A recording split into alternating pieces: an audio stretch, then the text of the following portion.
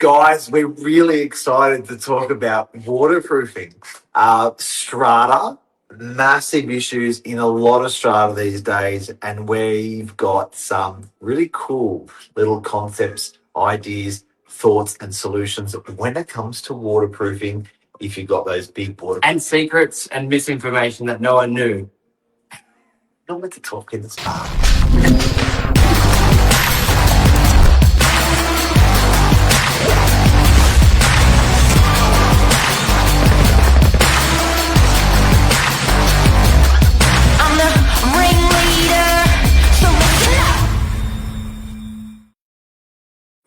Good morning, everyone. Welcome to morning.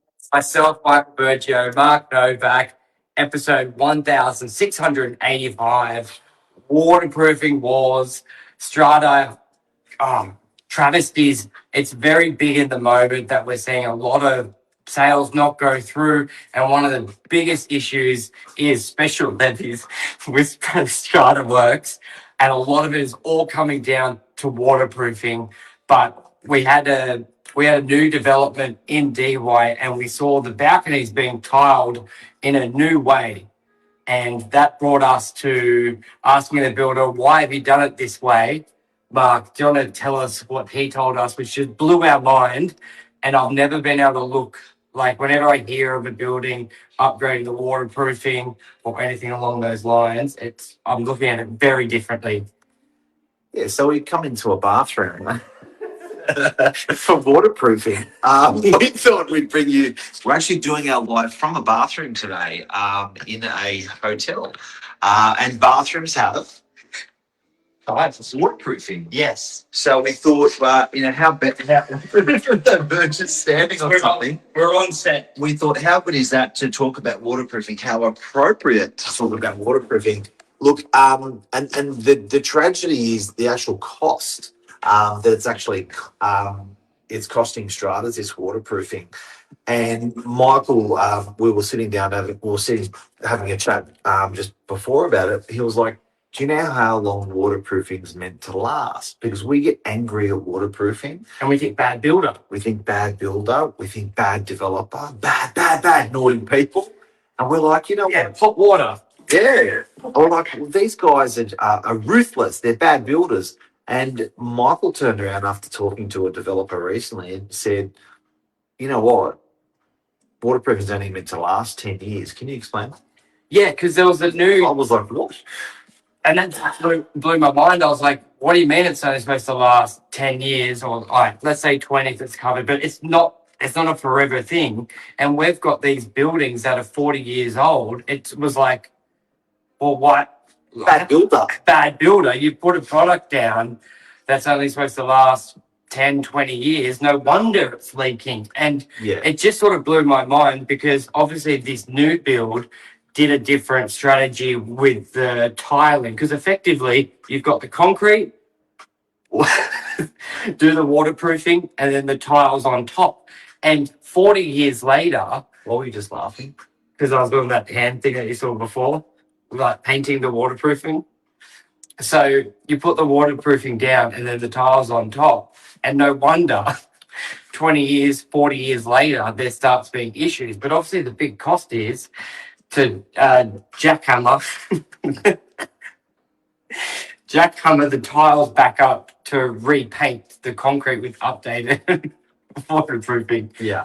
And on this new development, they had a new structure where it's almost like on the concrete suction caps, tiles on top. So in 10 years' time, if there's any issues, you can lift the tiles up, repaint the waterproofing, and it'd be reused. And it's not a big cost for the owners because it's nearly 50 to 100 grand per owner per apartment in this updated cost. And it just blew my mind to now when explaining it to potential buyers going, hey guys, this product's only supposed to last 5, 10, 20 years. They got 40 years out of it. Don't think it's a bad build because it's getting the new updated waterproofing. It would only make me suggest to these owners and people moving forward, don't retile. Well, my initial thoughts, any builder can probably say I'm wrong, but don't retile the balcony the same way it was just done, because you're going to have to do it again in 20 or 40 years. There's new systems out there. People think it's an unfinished. When they see it for first, they think it doesn't have the grout in the middle. Yeah, so what we're talking about is, and I'll show you some tiles now. Yeah, that's something here. So here, so see these tiles here, when you knock on them, it's basically solid, and underneath here is a bed of waterproofing, and the tiles get glued to the waterproofing. There's the drain there. Now, the new system that they're doing with tiles is they actually have a gap. They have a gap of about this much of air underneath. The waterproofing's there, the drainage is underneath that, and then these are actually all grout. There's no grout between the tiles.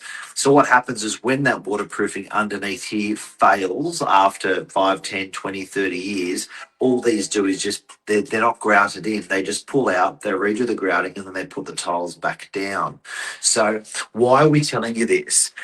Probably the biggest cost that we're seeing in buildings at the moment would be concrete cancer, concrete spalling, fire upgrades, and probably the number one would be waterproofing. Yeah. So I think if people understand waterproofing, if they understand the concept of a good way and a bad way to do tiling on waterproofing to be future proof, I think the world's going to be a better place.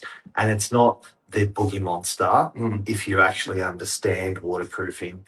And we're telling you this because I would probably say 2/3 of the buildings in Sydney are going to have something in their strata which is going to be a little bit shit. Yeah. And that's okay if you actually understand exactly what it is, and waterproofing is a huge component. Yeah, and especially where that's when when people, I'm just thinking of now people just put, you see it done poorly where people put new waterproofing on, tiles on top, Band-Aid solutions makes it worse. But yeah, I think understanding is the biggest thing, because when I heard that that product that they just put down is only supposed to last X amount of years, It changed your whole. It changed, yes, the whole perception, and I think that's a big message we're getting out there to buyers today. But here's where the opportunity lies. If you can actually understand it and not run away from the boogie monster, and actually take the boogie monster head on and get past the boogie monster stage, you could be in a really good unit block and make a lot of money. Yeah. So sometimes, this, for instance, balconies need to be waterproofed on 12 units. All the tiles need to be jackhammered up. All the waterproofing needs to be done. All the waterproofing needs to be done. Italian, talk with my head. And all the tiles need to go back down. If you can understand that that's sort of natural within buildings these days, it can cost an owner 10, 20 grand per lot, 30 even, depending on the size of the balconies. But here's the kick up. You could potentially buy it for 50 grand less. So then when it gets done, you're up on the value of your property for something that wasn't done because it was a bad building. It was actually... That's how it was done. It was probably cheap. Well, these days, and think about it in the other way, you do the new technology of the tiles with the caps and laying it. That happens again. Because I had this with Havana, and people, the pricing, and go, by the way they've done it is saving you 50 years in the future. Oh yeah. Why not invest more in the property? So if you look at, let's call this the word sustainability. It doesn't really sit well with me. I think it's a bit too hippie for me. But the word, that's a sustainable product or way of fitting the tile. And to give you guys an example, 50, 70 years ago when they built lobbies of unit blocks, do you remember Melrose Place? Bit young. Melrose Place was a television series, but everyone who lived in the building used to walk out on their internal balcony when they walked in the front door. And they'd all say hello to each other. So it's that, do you know Oceana in Dirty Parade? You know how there's that There's actually no lobby when you walk in, no carpet, no ceilings. It's sort of like a concrete, open area, tiled is what I'm going back to.